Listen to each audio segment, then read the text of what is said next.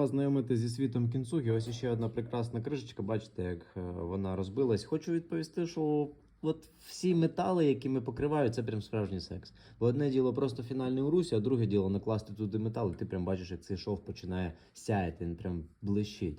Ну а п'ємо ми тулінь, це шупуер. Дуже прекрасно заварюється, класно тримає проливи, горіховий.